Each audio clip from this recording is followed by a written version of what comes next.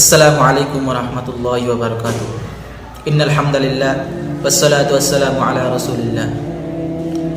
আজ বাদে কাল নিউ ইয়ার 2026 সাল, অর্থাৎ 2026 সালের 1 জানুয়ারি।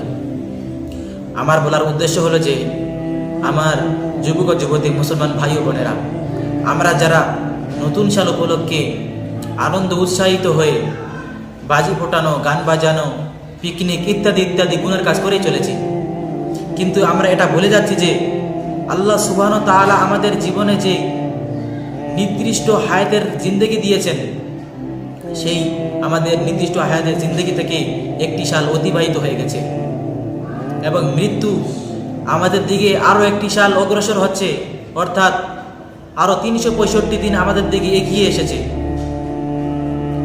তবে আমরা অযথা কেন গুনাহ কাজ করতে যাব?